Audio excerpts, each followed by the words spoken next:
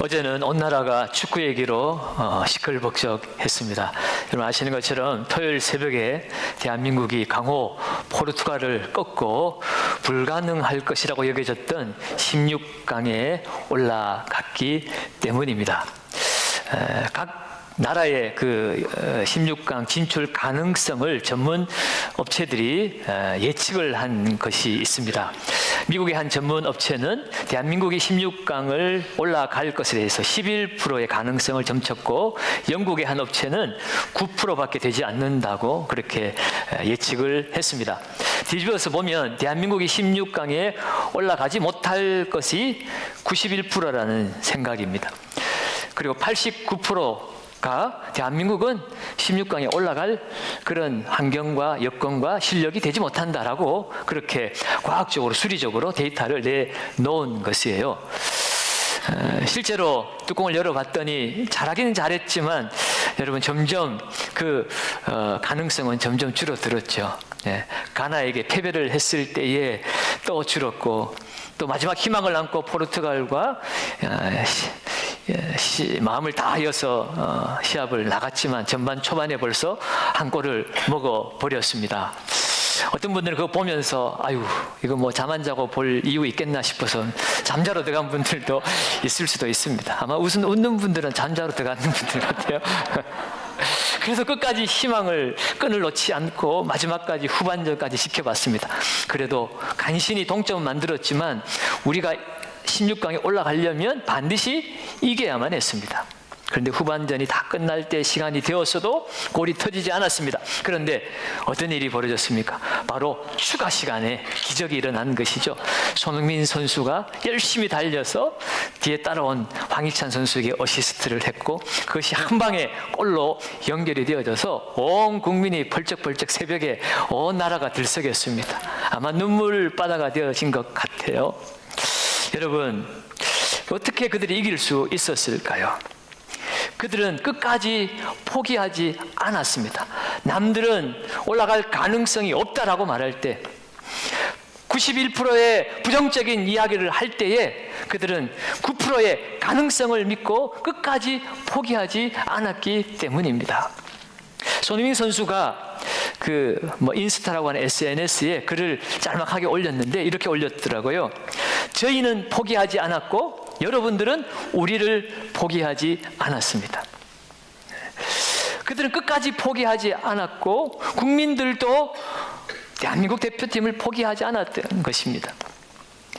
밤에 잠 안 자고 그 TV를 지켜본 사람들의 마음은 그 조그만 가능성이라도 현실로 이루어지기를 바라는 간절한 염원을 안고 그 국가대표의 경기를 우리는 바라보았던 것이고, 그 마음을 안고 그 현장에서 열심히 뛴 선수들은 죽어라고 끝까지 포기하지 않았고, 그 결과로 그들은 승리를 거머쥐게 된 것입니다. 사랑하는 여러분, 사람은 본성적으로 타락했기 때문에 1차적으로 그 생각은 늘 부정적일 수밖에 없다고 말씀드렸습니다. 늘 악한 생각이 먼저 작동하는 것이 부패한 인간의 그런 생각입니다.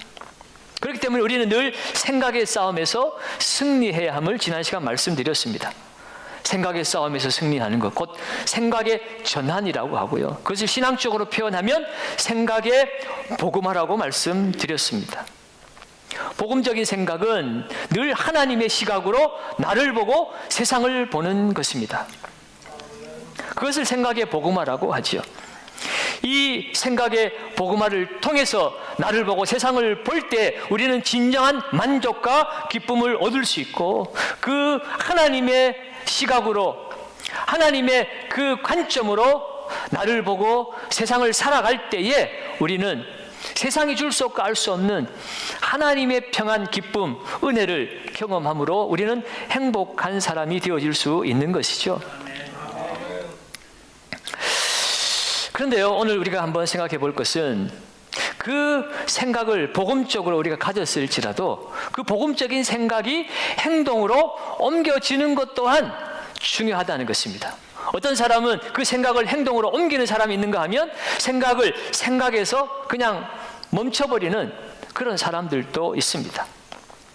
여러분, 대한민국 국가대표팀은 전 국민의 그 염원을 안고 국민들의 그 응원을 받고 그들은 두려움과 장애를 극복했습니다.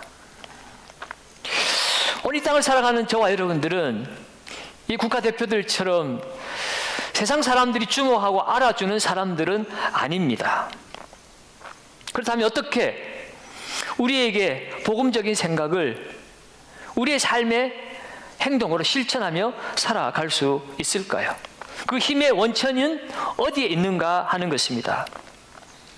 오늘 우리가 읽은 본문 말씀에는 자신에게 드려진 인생의 장벽 앞에서 복음적인 생각을 하고 그 생각을 끝까지 붙들고 행동으로 옮김으로 말미암아 절망의 인생이 희망의 인생으로, 불행의 인생이 행복의 인생으로 변화된 한 사람을 우리에게 소개하고 있지요. 그 사람을 오늘 성경의 본문에서는 한 중풍병자라고 소개하고 있습니다.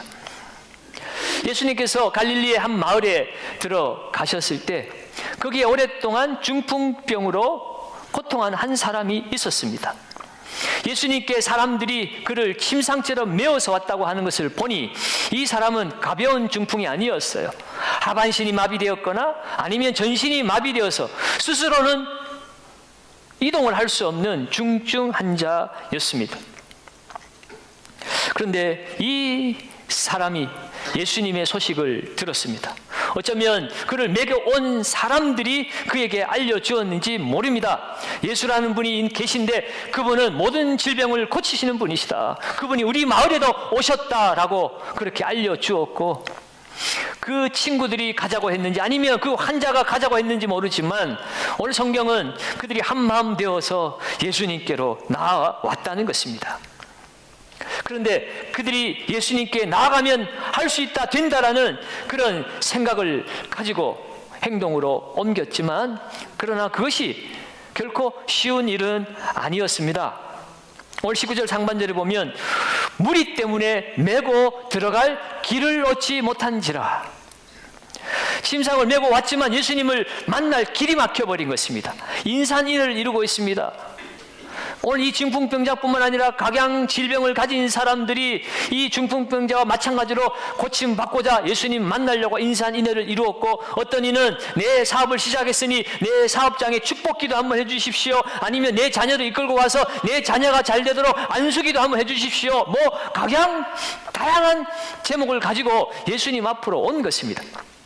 그러니 이 사람에게 가로막혀가지고 예수님 앞에 나아갈 길이 없습니다. 아마 우리 교인들 같으면 아이고 이렇게 나보다 어렵고 형편이 힘들고 중환병에 걸렸으니까 내가 양보할게, 이리 와 해서 아마 우리 교인들은 다 들여보내줬을 것 같아요. 그렇죠? 아닙니까? 그런데 이 자리에 있었던 사람들은 하나같이 자기만 생각합니다.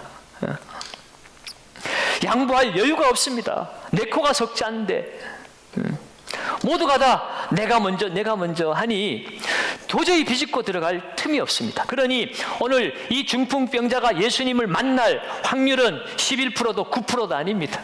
0%에 가깝습니다. 불가능에 가깝습니다. 그런 경우에 사람들은 어떻게 합니까? 신세한탄하죠. 세상 원망하죠. 그리고 나서 포기하고 돌아서기가 대부분입니다. 그런데 오늘 이 환자와 그를 메고 온 사람들은 결코 포기하지 않았습니다. 할 수 있다, 하면 된다, 해보자. 비록 장벽에 막혔지만 다른 길이 있을 거야 라고 그들은 복음적인 생각, 하나님의 눈으로 보면 보일 거야 라고 그 생각을 포기하지 않았더니 과연 그들은 다른 사람들은 도저히 상상할 수 없는 생각을 끄집어내어 버렸습니다. 그것은 지붕 위로 올라가는 것이었어요. 그리고 그 지붕을 뚫고자 생각했습니다.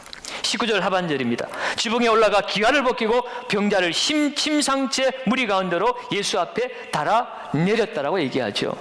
어떻게 지붕을 뜯을 수 있을까? 아마 지금 같은 이 콘크리트 건물이라면 아마 도저히 못 뜯었을 것입니다. 그러나 이 유대인들의 집은요, 이 나무로 볼을 얹고 장가지 잣나무를 가지고 걸쳐서 거기에 흙을 이겨서 그렇게 벽을 만들었습니다. 그러다 보니 마음만 먹으면 힘은 들지만 뜯고자 하면 뜯을 수 있는 그런 상황이었던 것입니다. 그렇다 할지라도 이러한 발상, 이러한 생각은 아무나 할 수 없지요. 그런데 이들은 그 장벽을 돌파해 내었습니다. 장벽을 열고 행복의 길로 들어섰습니다. 어떻게 이들이 이러한 생각을 행동으로 옮길 수 있었을까요? 그 힘의 원천이 어디에 있었는가 하는 것입니다. 그들을 응원해 주는 사람은 아무도 없었습니다. 오히려 방해했지요. 뒤로 가라, 뒤로 가라. 내가 먼저다. 그런데 이들은 다른 사람의 지원도 받지 못했지만 그들은 행복의 문을 열 수 있었어요. 그 키는 바로 믿음이었습니다. 오늘 20절에 보면 예수께서 그들의 무엇을 보시고요? 믿음을 보시고 그랬습니다. 여러분, 예수님은 그들의 믿음을 보셨어요. 어떤 믿음입니까? 행동하는 믿음입니다.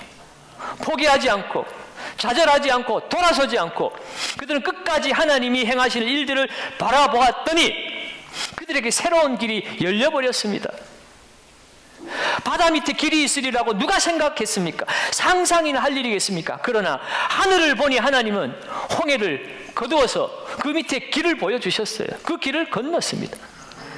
오늘 이 중풍병자와 그를 메고 온 친구들도 마찬가지예요. 여러분, 지붕을 뚫는 일이 보통 일입니까? 평소에 일어날 수 없는 일이에요. 뚫기도 힘들지만 뚫을 생각조차 못하는 것입니다. 설사 뚫었다 할지라도 예수님이 그를 만나주시고 고쳐줄 것이라고 어떻게 상상이나 하겠어요? 오히려 뺨이나 맞지 않을까? 여러분, 사람들이 그들을 보면 뭐라고 얘기하겠습니까? 요즘 층간소음이 참 심합니다. 저도 아파트 살지만 뭐 조금만 소리가 나도 우리 집에서 난 것이 아닌데 아래층에서 우리 집에 문을 두드립니다. 왜 그렇게 시끄럽게 하냐고. 관리실에도 수시로 전화가 와요. 네. 뉴스 보면 층간소음 때문에 살인도 일어나는데 지금 예수님 만나려고 가득 사람들이 모였는데 위에서 벽 뚫는 소리가 두두두둑 나보세요. 도대체 누구야? 아니면 사람들한테 야단을 맞고 쫓겨날 수도 있고요. 예수님도 아무리 예수님 만나고자 하는 그 마음도 좋지만 그래도 예의를 차려가면서 해야지. 이건 너무한 거 아니냐라고 예수님도 책망을 할 수도 있는 그런 상황입니다. 절대로 예수님 그런 분이 아니시지만 인간적인 편에서 생각을 해보면, 그런데 이 모든 마음과 생각의 장벽들을 이들은 다 뚫고 돌파해내 버렸습니다. 그래서 예수님은 그들의 행동하는 믿음을 보셨다는 거예요. 보통 사람들 같으면 이러저러한 생각의 장애, 여러 가지 환경의 장애, 그것을 뚫지 못하고 포기하고 좌절하는데 이들이 여기까지 침상을 달아내리는 이곳까지 이들이 이르렀다는 그 자체는 믿음이 아니면 할 수 없는 일이라는 것을 예수님도 알고 계셨어요. 그래서 그들의 믿음을 보셨다라고 이렇게 표현을 하고 있는 것입니다. 사랑하는 여러분, 오늘 우리도 인생을 살다 보면 여러 가지 장애를 만납니다. 악한 사람을 만나서 상처받고 그래서 더 이상 나아가지 못하는 사람도 있습니다. 질병에 걸려서 고통받고 아파서 나아가지 못하는 사람들도 있습니다. 믿지 않는 부모 때문에, 형제 때문에 하나님 앞으로 나아가지 못하는 사람도 있습니다. 직장의 형편과 상황이 어려워서 신앙생활하기가 어려운 분들도 있습니다. 때로는 마음은 원이로되 육신이 약하여서 죄의 구렁텅이에 빠져서 하나님 앞에 나아가지 못하는 그런 사람들도 있습니다. 여러분, 이러저러한 장애를 이야기하고 그래서 그 자리에 머무르기 시작하면 우리는 점점 하나님으로부터 멀어질 수밖에 없고 결국 구원은 받았으나 우리는 여전히 이 땅 가운데서 불행을 곱씹으며 살 수밖에 없습니다. 사랑하는 여러분, 하나님이 눈으로 세상을 보는 사람은 장벽을 허물어야 합니다. 히브리서 11장 1절에 뭐라고 얘기합니까? 믿음은 바라는 것들의 실상이요 보이지 않는 것들의 증거라고 그랬습니다. 바라는 것들, 내 생각 속에 있는 것들이 실상으로 100%의 현재로 나타나는 것은 믿음에 의한 것이라는 것이에요. 예. 여러분, 우리가 확률을 따라 사는 사람이 아닙니다. 아무리 세상에서 99% 가능성이 없고 겨우 1%의 가능성이 있다 해도 믿음으로 그 1%의 가능성을 붙잡으면 그 믿음이 우리를 100%의 실상으로 만들어 준다는 것이에요. 그러므로 우리는 믿음의 눈을 열어야 합니다.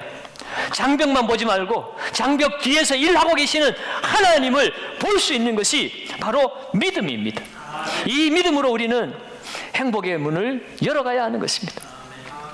여러분, 주만나 12월로에 보면 34쪽에 묵상 에세이가 있는데 거기에 이인호 목사님의 글이 실렸습니다. 이인호 목사님은 믿음에 대해서 이렇게 정의를 했습니다. 믿음은 상황을 외면하는 것이 아닙니다. 그 상황을 정확히 보고 그 상황 속에서 주를 바라보는 것이 믿음입니다. 어려운 것, 힘든 것, 힘드니까 모른다나 하고 안 봐, 이게 아니라는 거예요. 오히려 더 정확하게 직시하라는 것입니다. 이 상황이 어떤 것인지 정확하게 직시하고 그 상황 속에서 주님을 바라보는 것이 믿음의 사건이라는 것이에요. 그러면서 여러분, 여리고 사건을 이야기하죠. 민수기 6장에 여리고성이 무너질 때 어떻게 무너졌습니까? 가나안 첫 성 여리고는 견고한 성읍이었습니다. 그런데 예수님은 그 여리고성을, 우리 주님은 무너뜨리기 위해서 이스라엘 백성들에게 명령을 하시는데 그야말로 세상 사람들이 듣도 보도 못한 말씀을 하시는 거예요. 뭐라고 얘기했습니까? 매일 이 여리고성을 7바퀴씩 돌라는 것이에요. 최신식 무기를 동원해도 무너뜨릴 수 있을까 말까 의심스러운 이 강력한 여리고성을 무너뜨리는 방법은 여리고성을 매일 7바퀴씩 돌라는 것이었습니다. 여러분, 이것이 무엇을 의미하는 것입니까? 주님은 이스라엘 백성들에게 이 상황을 직시하라는 것이에요. 너희가 보는 바대로 이 여리고성은 견고하고 강력하고 그 안에 있는 사람들은 기골이 장대하고 싸움에 능한 자이고 아무리 둘러봐도 너희들이 이 여리고성을 함락할 능력은 없다. 그것을 바로 직시하라는 것입니다. 그러면서 동시에 이 상황을 직시한다는 것은 우리의 소망은, 우리의 승리는 오직 하나님께 있다는 사실을 바라보라는 거죠. 그러면서 주님은 이 여리고성을 돌 때에 언약궤를 제사장들이 메고 그리고 양각나팔을 불며 함께 그것을 돌라고 그랬어요. 여러분, 언약궤는 하나님의 임재의 상징이고 그 안에는 하나님의 언약의 말씀, 십계명이 들어있죠. 그리고 양각나팔을 분다는 것은 그것은 기도를 상징하는 것입니다. 상황은 내가 도저히 할 수 없는 불가능의 상황일지라도 하나님의 약속의 말씀을 믿고 기도하며 나와 함께 하시는 성령을 의지하며 나아갈 때에 내 앞에 장애물 여리고성은 무너진다. 여러분, 그것이 믿음이라는 것이에요. 실제로 그들이 말씀대로 실천했을 때 여리고성이 무너졌습니다. 주님 오늘 우리에게도 말씀하십니다. 확률은 숫자에 불과하다는 것이에요. 생각을 가능한 실제가 되게 하는 것은 확률이 아니라 사람들의 소리가 아니라 평가가 아니라 오직 하나님을 신뢰하는 믿음이라는 것이에요. 예수님 우리에게 약속하셨습니다. 마가복음 9장 23절에 할 수 있거든이 무슨 말이냐, 믿는 자에게는 능히 하지 못할 일이 없느니라. 하나님은 할 수 있다고 믿는 자를 통해서 역사하십니다. 내가 아무리 어려워도 하나님이 함께 하시면 길이 있다라고 믿는 자를 하나님은 들어서 쓰신다는 것이에요. 자기 상황을 포기하지 않는 사람에게 하나님은 길을 열어주십니다. 그것이 바로 성경적인 생각이에요. 그럼 여러분, 오늘 우리는 믿음으로 우리의 그 모든 불가능의 상황의 틀을 깨고 나와야 합니다. 오늘 이 사람들이 믿음의 생각을 가지고 하나님 앞에, 주님 앞에 나아갔을 때 어떤 일이 벌어졌습니까?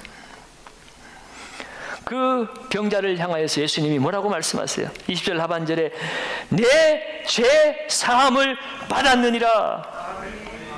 여러분, 이 말씀도 한번 생각해 보면 일견 좀 의아스럽기도 합니다. 오늘 예수님 앞에 천신만고 끝에 찾아온 이 사람의 간절한 바람은 이 중풍병이 고침을 받는 것이었어요. 그런데 예수님은 이 환자에게 그 육체를 고쳐주신 것이 아니라 이 사람아 네 죄가 사함을 받았도다라고 죄사함을 선언한 것이에요. 여러분, 오늘 예수님이 왜 이렇게 말씀하셨을까요? 예수님이 우리에게 원하시는 것은 우리의 육체의 구원만이 아니라 우리의 영혼의 치유와 구원을 더 간절히 원하시기 때문입니다. 여러분, 당시에 불치병이나 중병에 걸린 사람을 바라보는 인식은 바로 죄인에 대한 인식이었어요. 부모의 죄 때문이거나 자신의 죄 때문에 이 사람은 불치병이나 중환병에 걸린 것이라고 사람들이 다 인식을 했어요. 그래서 육체의 질병도 고통스럽고 아팠지만 이 사람들은 마음의 병이 더 컸습니다. 내가 죄인이구나. 나는 저주받은 사람이구나. 하나님 앞에 나아갈 자격이 없는 사람이구나. 그런 마음의 고통, 영적 고통이 있는 사람들이었습니다. 예수님은 그것을 보고 알고 계신 것이에요. 그래서 이 사람의 육체의 병이 고침받는 것보다 더 시급한 것은 그 영혼이 고침받고 치유받고 구원받는 거지. 그래서 네가 죄사함을 받았다고 선언하신 것입니다.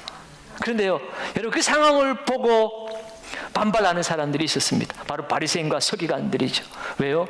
죄사함은 오직 하나님만이 하실 수 있는 일인데 예수가 죄사함을 선포하니까 이런 참남한 일이 어디 있는가? 신성모독을 범했다고 얘기합니다.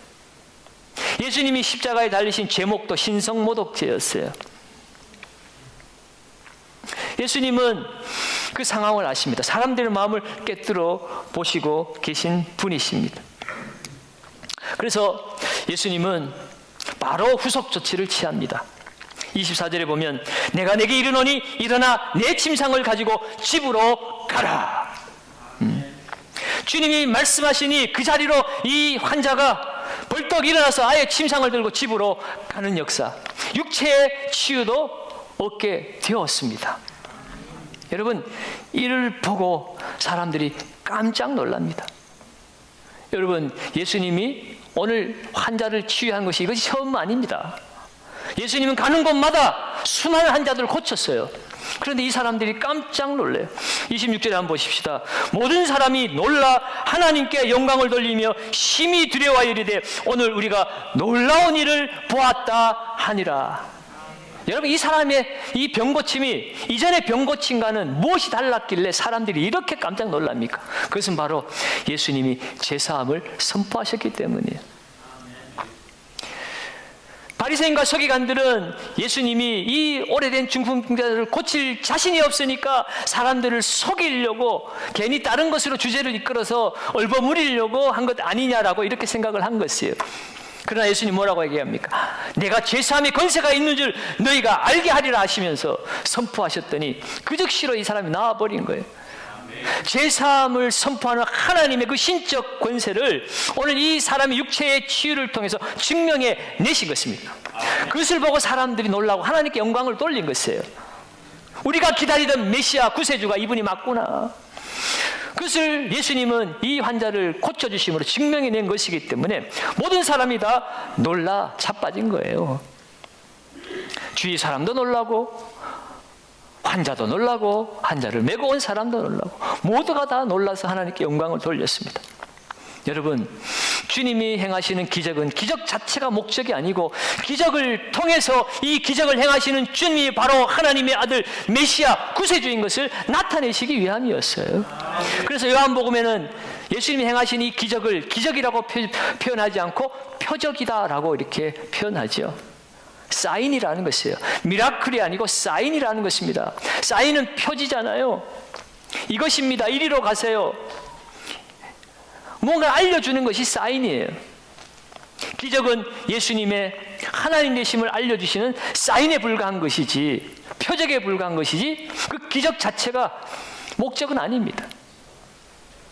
기적을 위해서 이 땅에 오신 예수님이라면 십자가에서 왜 돌아가셨겠어요? 여러분, 오늘 우리가 만나야 될 하나님은 병 고치는 의사가 아니라 우리의 죄를 사시는 권세를 가지신 창조주 하나님이신 줄로 믿습니다. 아멘. 주님은 우리에게 당신이 우리를 구원하실 수 있는 하나님 되심을 직접 나타내 보여주셨습니다. 여러분, 영적인 치유가 문제예요. 영혼이 잘 되어야 내가 육신이 잘 되고 범사에 복을 얻었다고 하는 것이 의미가 있는 거지요. 돈을 싸들고 높은 자리에 앉았다가 지옥 가면 아무 소용이 없습니다. 돈 들고 지옥 가면 불만 더 세져요. 화력만 더 강해져요. 예수 안 믿고 영원히 구원받지 못하고 돈 많이 버는 것은 오히려 재앙이라는 것입니다. 오늘 그에 비하면 우리는 비록 때로는 가난하고 때로는 병들었고 때로는 누구도 알아주지 않는 그런 연약한 사람들일지라도 우리는 하나님의 구원받은 자녀의 복을 누리고 있습니다. 예수님으로부터 제사함의 은혜를 받은 사람들입니다. 그러니 오늘 저와 여러분들이 기적의 주인공이고 그야말로 행복한 사람들인 줄로 믿습니다. 한중풍병자처럼 우리는 주님 만나기 전에 마귀의 노예였습니다. 죽음의 노예였습니다. 버려진 자식들이었습니다.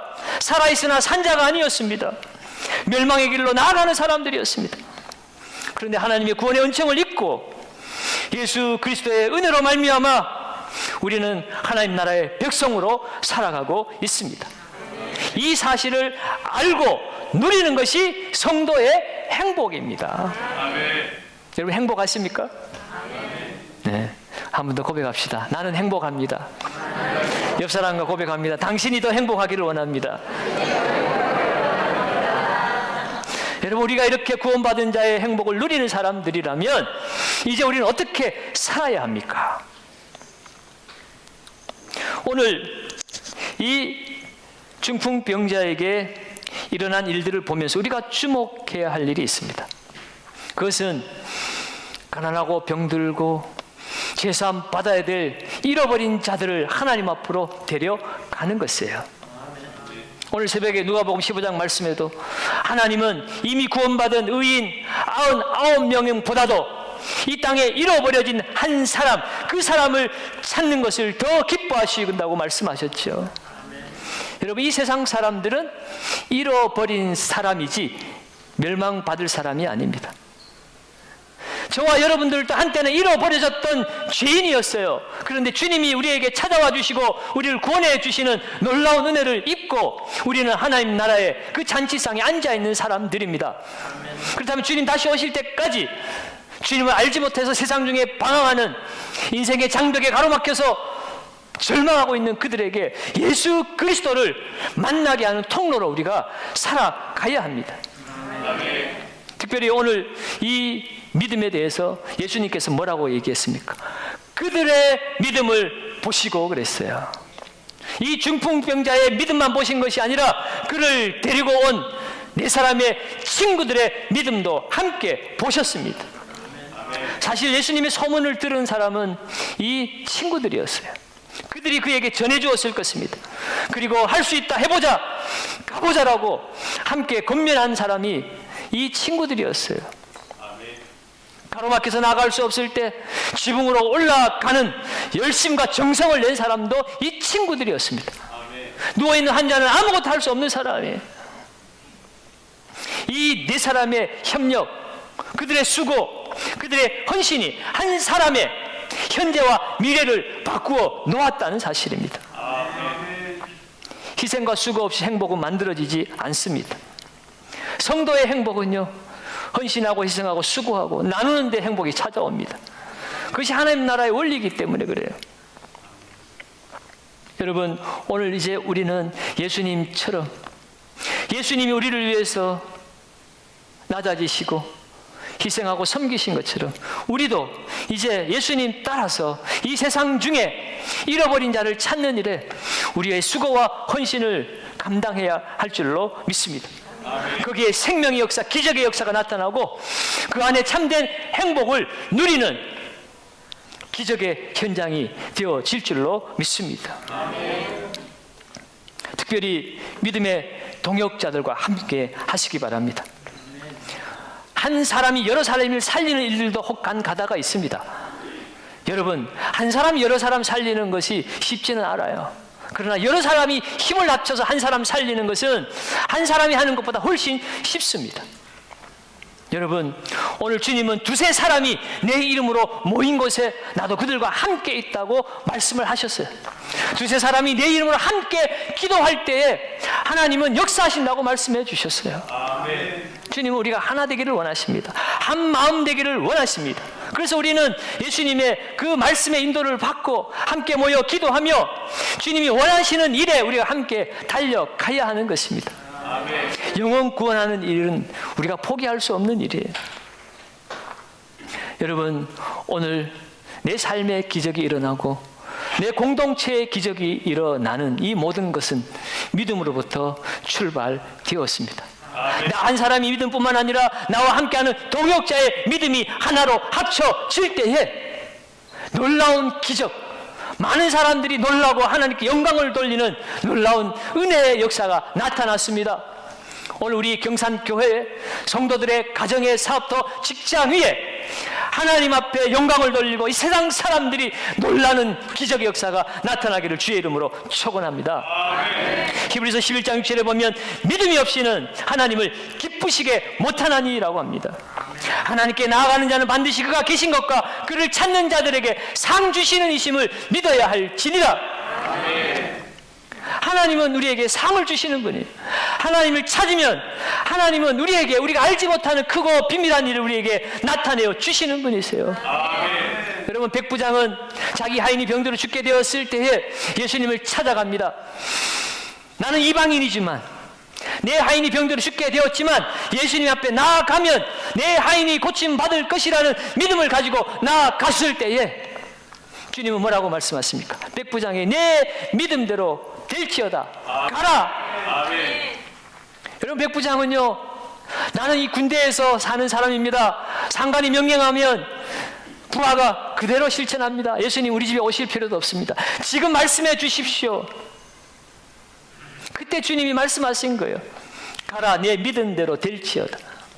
믿은 대로 고침을 받았습니다. 소경 바디메오는 사람들이 다 멸시하고 그를 물리칠 때 다윗의 자손이여 나를 불쌍히 여겨 주옵소서.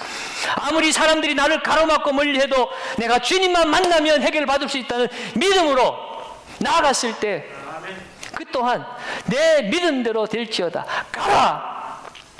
주님의 놀라운 은혜를 그가 얻게 되었습니다. 사랑하는 여러분, 오늘 우리에게 분명한 연약함이 있습니다. 부족함이 있습니다. 국가대표급의 많은 사람들이 지지와 응원을 받을 만한 그런 능력이 있는 사람들도 아닙니다. 그러나 우리에게는 우리 안에 계신 주님이 있습니다. 성령의 능력으로 우리는 할 수 있습니다. 해보지도 않고 안 된다는 확률에 우리가 빠져서 우리의 삶의 실제가 되어지는 하나님의 상급을 포기할 수는 없습니다. 여러분, 오늘 월드컵에 참여했던 이재성 선수의 인터뷰도 제가 읽었습니다. 그는 이렇게 고백을 했더라고요. 믿음이 없었으면 결과를 내지 못했을 것입니다. 선수들이 낭떠러지에 있었지만 할 수 있다는 믿음을 가졌고 끝까지 포기하지 않았습니다. 이 사람의 믿음이 하나님을 향한 믿음이었는지 아니면 그 선수들 간에 서로에 대한 믿음이었는지는 알 수 없습니다. 설사 서로에 대한 믿음이었다 할지라도 여러분, 사람을 의지하고 믿는 믿음만으로도 이러한 놀라운 결과를 얻어냈는데 살아계신 하나님, 그분을 의지하는 믿음 가운데 하나님이 어찌 우리 가운데 역사하지 아니하시겠습니까? 아멘. 하나님께 나아가는 자 반드시 상 주시는 힘을 믿어야 할지니라. 아멘. 여러분, 세상을 이기는 힘은 믿음에 있습니다. 요한일서 5장 4절에도 무릇 하나님께로부터 난 자마다 세상을 이기느니라. 세상을 이기는 승리는 이것이니 우리의 무엇이라고요? 믿음이니라. 아멘. 아멘. 여러분, 지금 우리의 현실은 힘들고 어려울지도 모릅니다. 질병 때문에, 가난 때문에, 내 능력의 한계에 갇혀서 우리는 실패와 좌절을 경험하고 있을 수도 있습니다. 여러분, 이런 생각들이 우리 안에 가득 찰 때 우리의 생각을 하나님의 말씀으로 채우시기 바랍니다. 생각의 복음화를 이루십시오. 그리고 그 생각을 믿음으로 실천으로 옮기시기 바랍니다. 그리할 때 하나님은 우리의 인생의 장벽을 무너뜨려 주실 것입니다. 우리에게 형통의 길을 열어 주실 줄로 믿습니다. 오늘도 이 믿음 가지고 행복의 길을 열어가시는 저와 여러분들 되시기를 예수님의 이름으로 축원드립니다.